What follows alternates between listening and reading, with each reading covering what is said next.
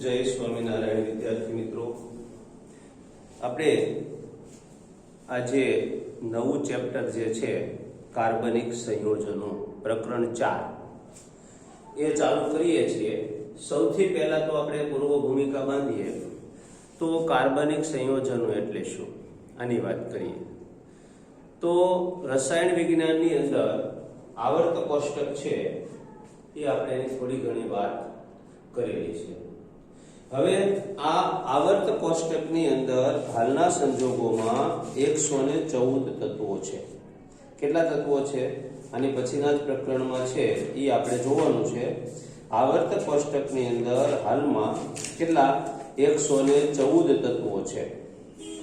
આમ તો 118 તત્વો છે એ આપણે આવર્ત કોષ્ટકમાં લખેલા છે ત્યાં। હવે આ 118 તત્વોને તમે એમાંથી 117 તત્વોને તમે એક બાજુ મૂકો અને કાર્બન જે છે એને તમે એક બાજુ મૂકો તો કાર્બન જેટલા સંયોજનો બનાવે છે એટલા સંયોજનો છે એ આ 117 તત્વો છે એ ભેગા મળીને પણ બનાવી શકતા નથી। એટલા માટે પછી રસાયણ વિજ્ઞાનની અંદર એક આખી નવી બ્રાન્ચનો વિકાસ થયો જેને ઓર્ગેનિક કેમિસ્ટ્રી, આ કાર્બનિક સંયોજનોને કાર્બનિક રસાયણ કહેવામાં આવે છે। એનું ઇંગ્લિશ નામ છે ઓર્ગેનિક કેમિસ્ટ્રી। ઓર્ગેનિક એટલે કાર્બનિક।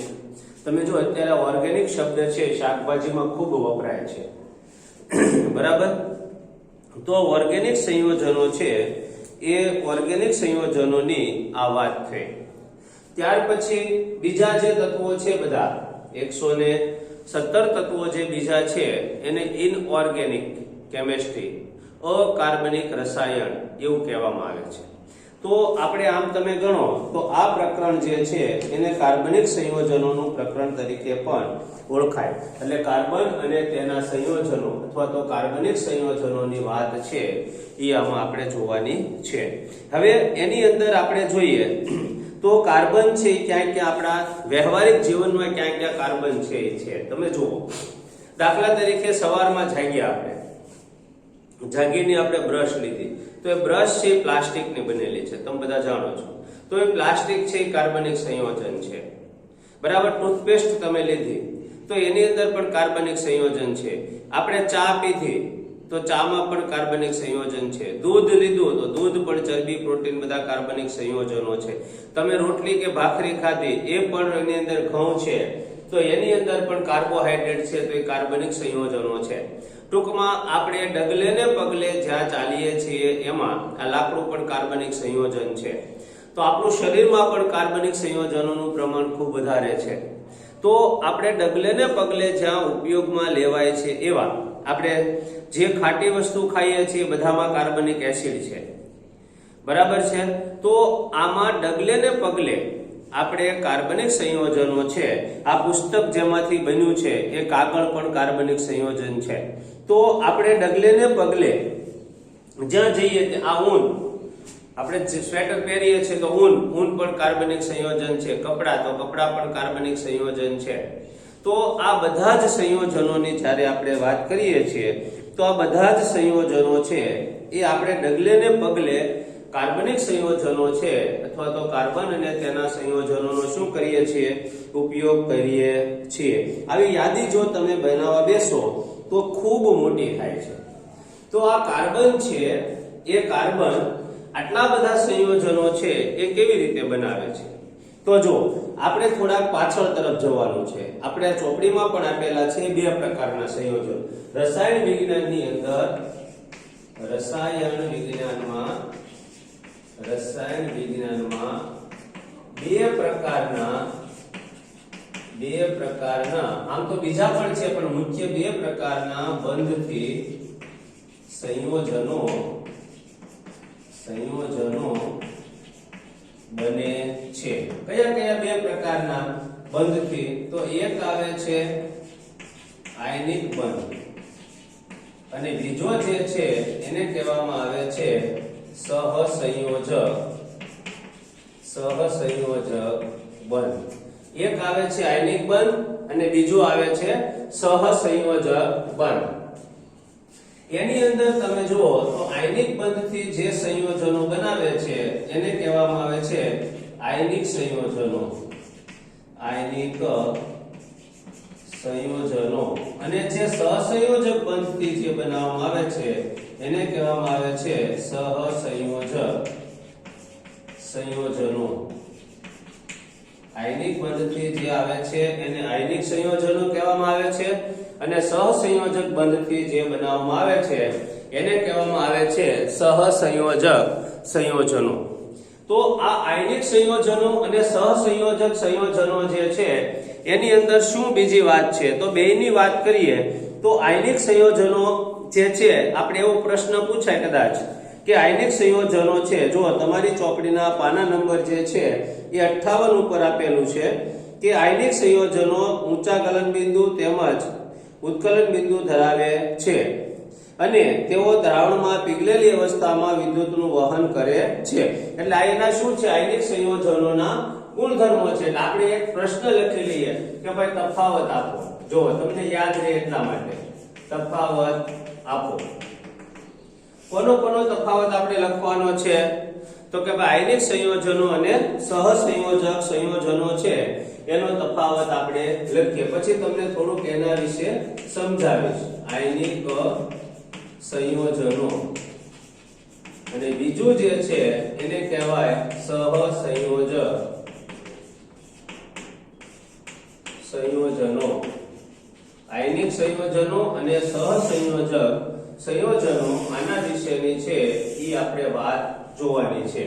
તો આયનિક સંયોજનો છે એ કોને કહેવામાં આવે છે અને સહસંયોજક સંયોજનોના ગુણધર્મો તો આપણે જોઈએ કે તે સાંભળજો, તેના ગલન બિંદુ અને ઉત્કલન બિંદુ ઊંચા ગલન બિંદુ અને ઉત્કલન બિંદુ ધરાવે છે. એટલે આપણે પહેલા લખશું તે ઊંચા ગલન બિંદુ, ઊંચા ગલન બિંદુ અને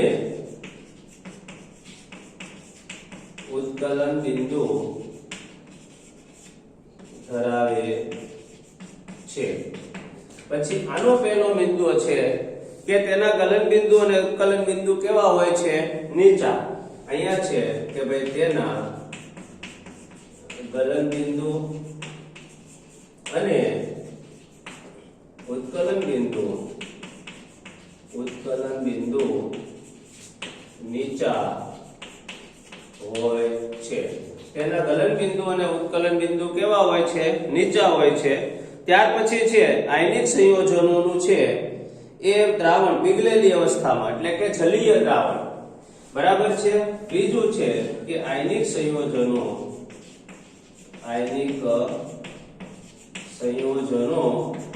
એ પીગળેલી અવસ્થામાં, આયનિક સંયોજનો એ પીગળેલી અવસ્થામાં વિદ્યુતનું વહન કરે છે. એ બીજું છે કે તે સહસંયોજક સંયોજનો છે એ તેનું દ્રાવણ એ વિદ્યુતનું મંદવાહક છે, બરાબર છે. તેનું દ્રાવણ છે વિદ્યુતનું કેવું છે, મંદવાહક છે. હવે આપણે એક બીજી વાત જોઈ લઈએ કે ભાઈ આયનિક સંયોજનો કોણ બનાવે છે અને સહસંયોજક સંયોજનો કોણ બનાવે છે. એટલે કે આયનિક બંધ અને સહસંયોજક બંધ એટલે શું એની વાત છે એ આપણે જોઈ લઈએ. તો જો આપણે જાણીએ છીએ અષ્ટકનો નિયમ. તમે 9મા ધોરણમાંથી આ એક વસ્તુ આપણે જોઈ છે કે ભાઈ કોઈ પણ સંયોજનો છે, રસાયણ વિજ્ઞાનનું કોઈ પણ તત્વ છે, સાંભળજો, રસાયણ વિજ્ઞાનનું કોઈ પણ તત્વ છે એના જે ગુણધર્મો છે, એના કયા ગુણધર્મો, કેવા ગુણધર્મો બતાવશે, ધાતુ તત્વ, અધાતુ તત્વ, અર્ધધાતુ તત્વ છે, એના ગુણધર્મો જે છે એ ગુણધર્મો સાંભળજો. રસાયણ વિજ્ઞાનની અંદર તત્વોના જે ગુણધર્મો છે એ કોની ઉપર ડિપેન્ડ છે, તો કે રસાયણ વિજ્ઞાનના ગુણધર્મો છે એ તેની બાહ્યતમ કક્ષામાં રહેલા ઇલેક્ટ્રોન ઉપર આધારિત છે. કોની ઉપર આધારિત છે, તો કે ભાઈ બાહ્યતમ કક્ષામાં રહેલા ઇલેક્ટ્રોન પર આધારિત છે. બાહ્યતમ કક્ષામાં રહેલા ઇલેક્ટ્રોન ઉપર છે ઈ એના ગુણધર્મો છે એ આધારિત છે. હવે જુઓ તમે આ બાહ્યતમ કક્ષામાં રહેલા ઇલેક્ટ્રોન છે એની ઉપર કઈ રીતે આધારિત છે તો કે એના માટે ત્રણ વસ્તુઓ શક્ય છે. કેટલી વસ્તુઓ શક્ય છે? ત્રણ.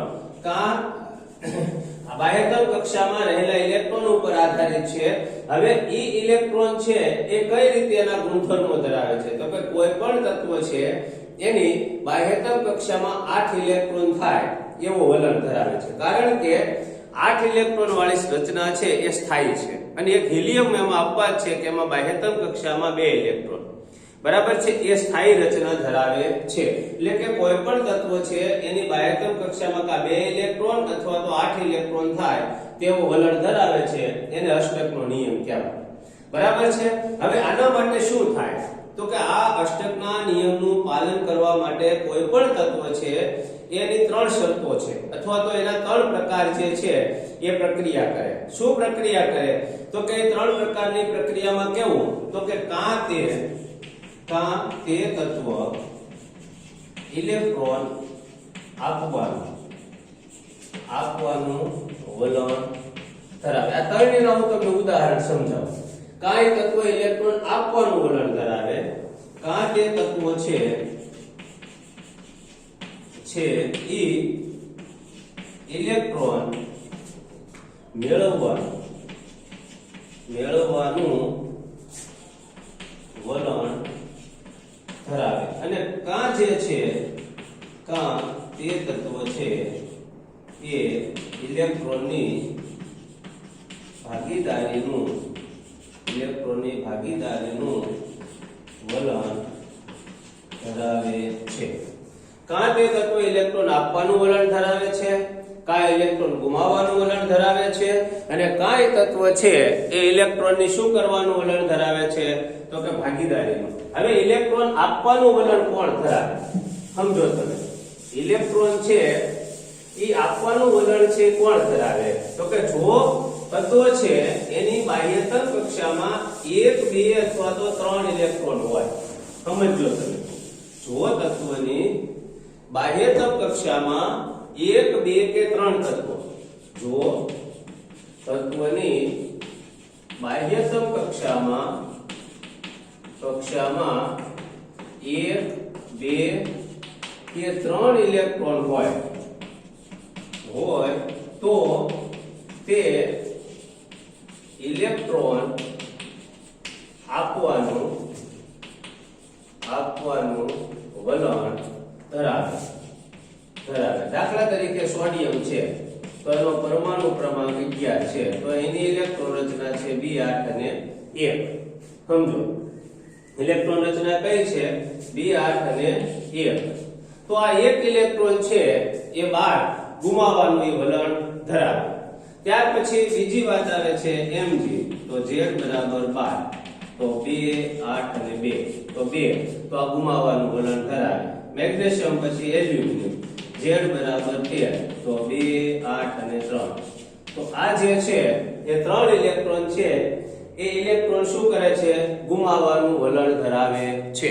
તો જો બાહ્યતમ કક્ષામાં 1, 2 કે 3 ઇલેક્ટ્રોન હોય તો તે તત્વ છે એ ઇલેક્ટ્રોન ગુમાવવાનું વલણ ધરાવે અને જે તત્વ ઇલેક્ટ્રોન ગુમાવવાનું વલણ ધરાવે એ ધન આયન બને.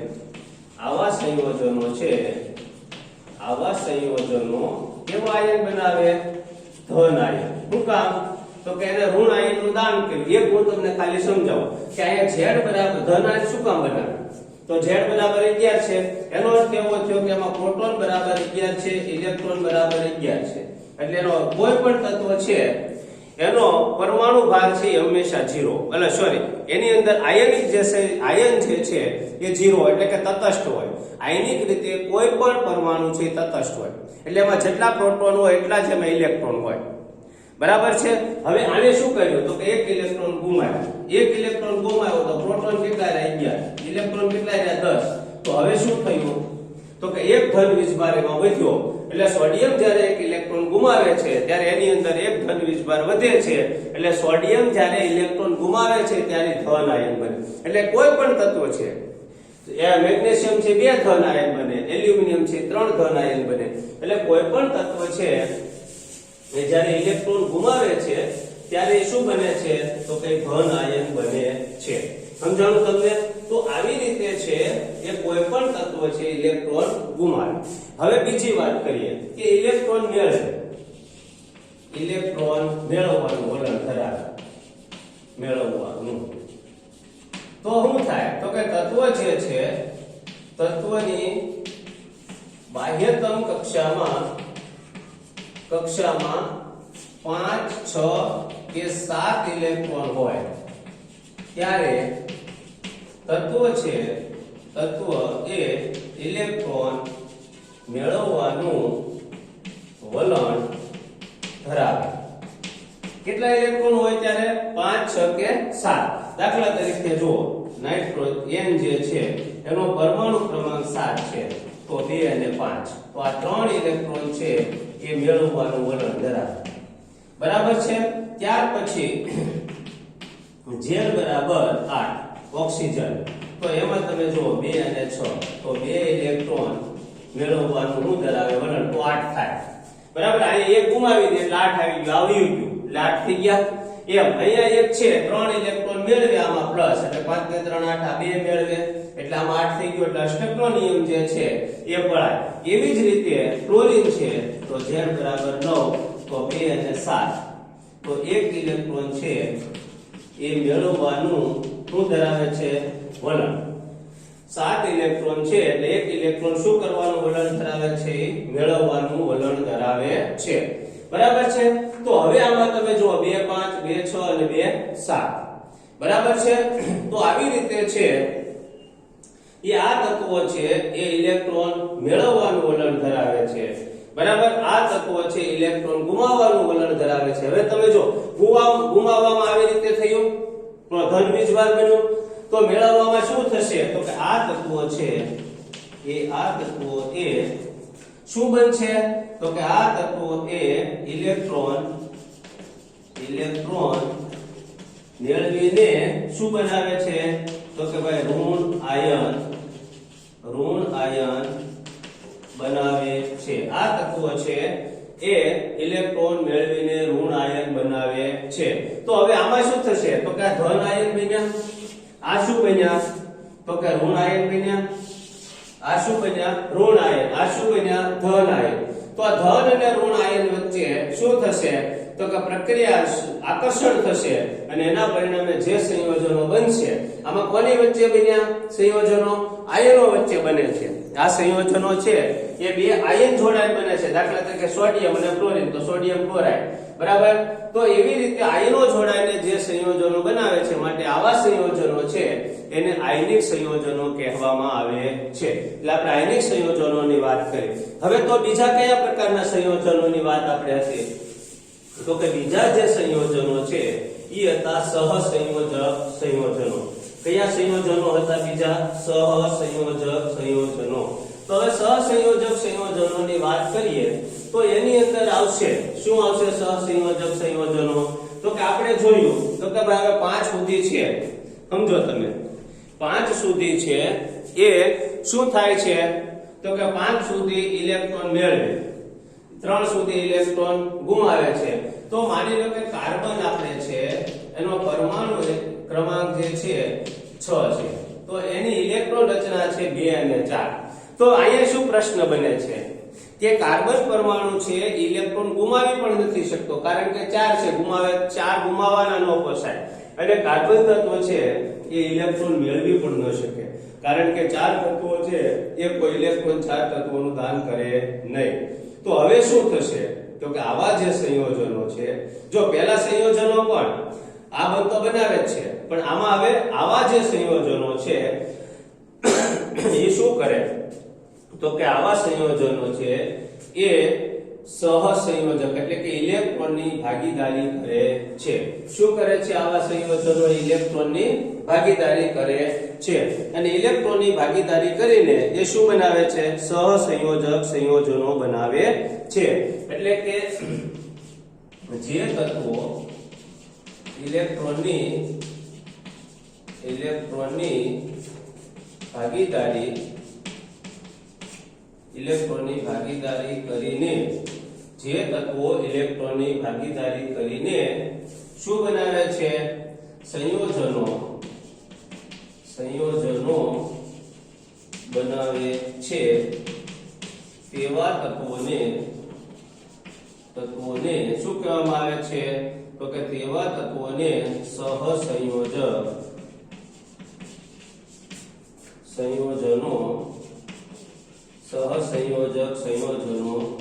કહે છે. જે તત્વો ઇલેક્ટ્રોનની ભાગીદારી કરીને સંયોજનો બનાવે છે તેવા તત્વોને શું કહેવામાં આવે છે?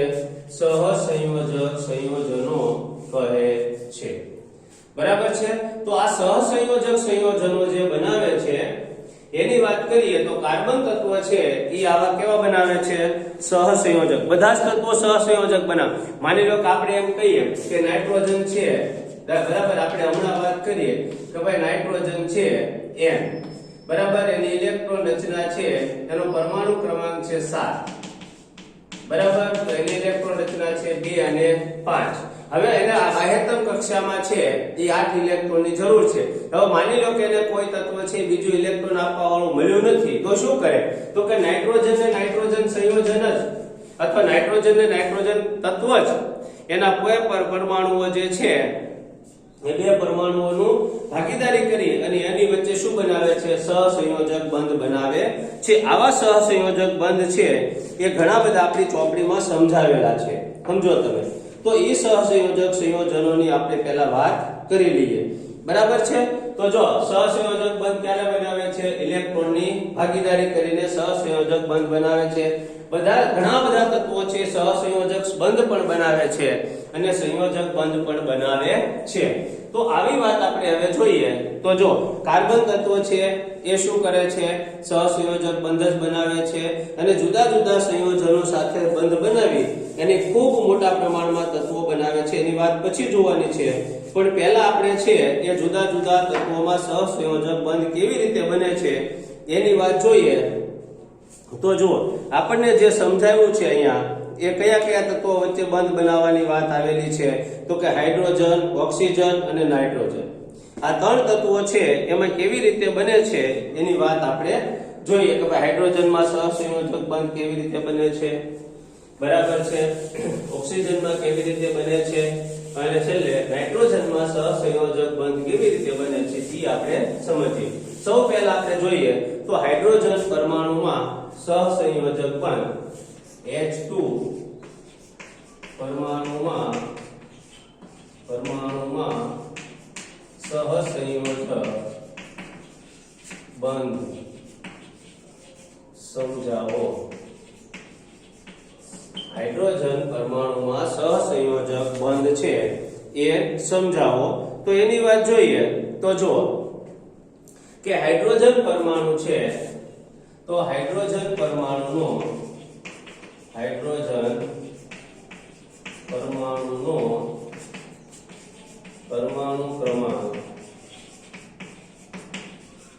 પરમાણુ ક્રમાંક 1 છે. હાઇડ્રોજન પરમાણુનો પરમાણુ ક્રમાંક છે એ 1 છે. બરાબર છે. એટલે કે હાઇડ્રોજન 1 તેની બાહ્યતમ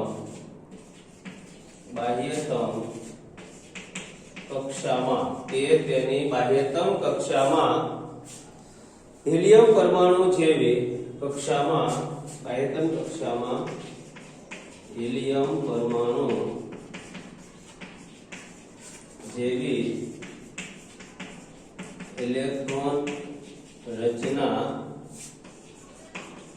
પ્રાપ્ત કરવા માટે તેની બાહ્યતમ કક્ષામાં હિલિયમ જેવી પરમાણુ રચના પ્રાપ્ત કરવા માટે એક ઇલેક્ટ્રોનની ભાગીદારી કરવા અથવા ભાગીદારી કરવાનું વલણ ધરાવે છે.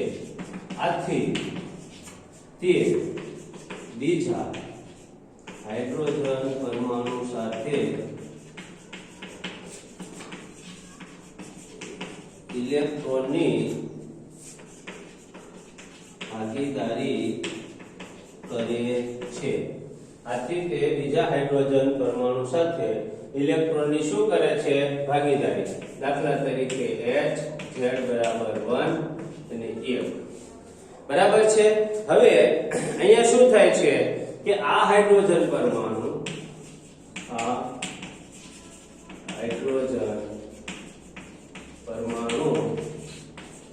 બીજા હાઇડ્રોજન પરમાણુ સાથે ઇલેક્ટ્રોનની ભાગીદારી કરીને H2 હાઇડ્રોજન સહસંયોજક બંધ બનાવે છે. હાઇડ્રોજન Z બરાબર 1 અહીંયા 1 અહીંયા 1 Z બરાબર 1 હવે અહીંયા આ હાઇડ્રોજનનો ઇલેક્ટ્રોન આ વત્તા આ બીજા હાઇડ્રોજનનો ઇલેક્ટ્રોન, તો હાઇડ્રોજન અને આ હાઇડ્રોજન આવી રીતે છે એ બંને હાઇડ્રોજન, પછી આ બે ઇલેક્ટ્રોન જે છે એ બંને ના ગણાય.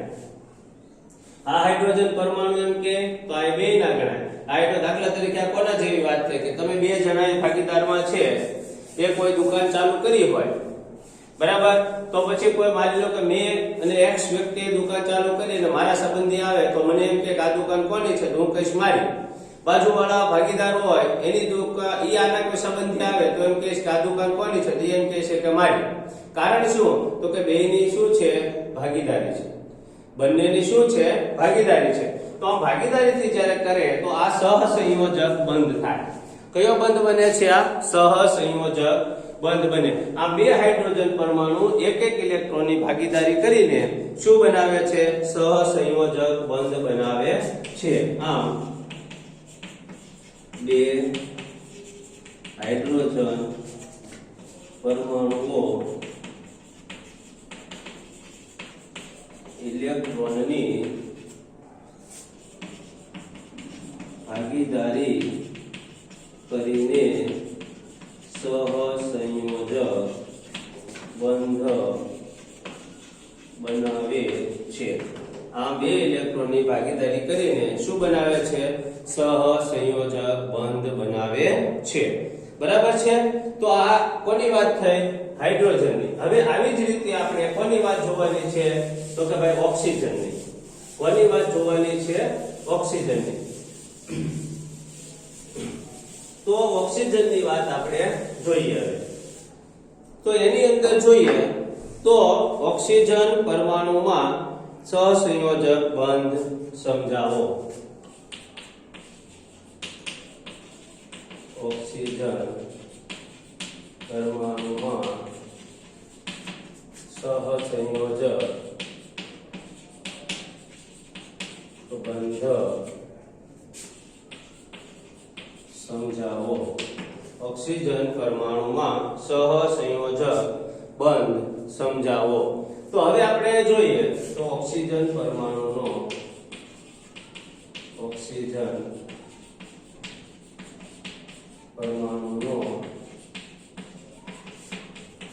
પરમાણુ ક્રમાંક બરાબર 8.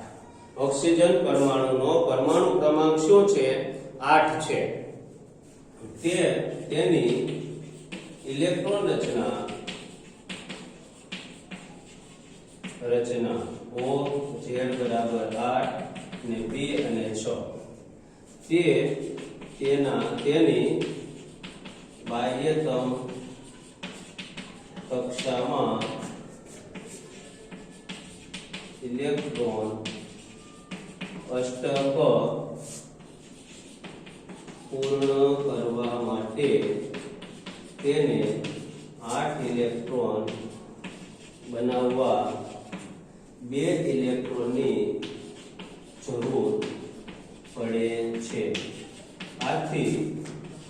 બે ઓક્સિજન પરમાણુઓ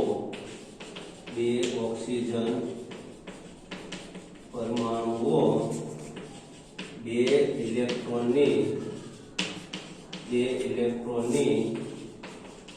ભાગીદારી શું કરે છે? ભાગીદારી કરે છે.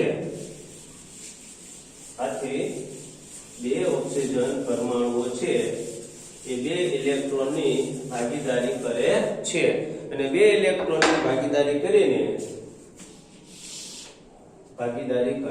છે અને તેમની વચ્ચે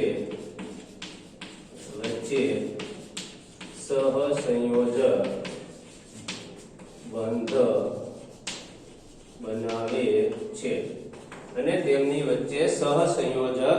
બનાવે છે બે ઇલેક્ટ્રોનની શું કરે છે? ભાગીદારી કરે છે અને તેમની વચ્ચે સહસંયોજક બંધ બનાવે છે. દાખલા તરીકે O 2 અને 6. હવે ઓક્સિજન બાહ્યતમ કક્ષામાં 6 ઇલેક્ટ્રોન 2 2 4 ને 2 6 વત્તા બીજો ઓક્સિજન આ 2 2 ને 2 4 4 ને 2 6. તો હવે આમની વચ્ચે છે આ બે ઇલેક્ટ્રોનની છે એ શું થાય? ભાગીદારી થાય અને આમની વચ્ચે O2 તો આવી વચ્ચે છે એ બે સહસંયોજક બંધ બને છે. આ બે ઓક્સિજન પરમાણુઓ વચ્ચે ઇલેક્ટ્રોનની ભાગીદારી થઈને તેમાં બે ઓક્સિજન પરમાણુ વચ્ચે ઇલેક્ટ્રોનની ભાગીદારી થઈને તેમાં બે ઓક્સિજન પરમાણુ વચ્ચે ઇલેક્ટ્રોન ભાગીદારી થઈને તેમાં બે સહસંયોજક બંધ બને છે. બે સહસંયોજક બંધ બને છે અને શું બને છે? O2. શું બને? O2. એટલે કે આવી રીતે છે ઓક્સિજન પરમાણુ વચ્ચે ઇલેક્ટ્રોનની ભાગીદારી થાય. હવે આપણે આવતા પીરિયડમાં છે એ નાઇટ્રોજનના અને કાર્બન જે છે એ કેવી રીતે બીજા પરમાણુઓ સાથે સહસંયોજક બંધ બનાવે છે તેની વાત છે એ જોવાની છે. અત્યારે એટલું રાખીએ છીએ. અસ્તુ. જય સ્વામિનારાયણ.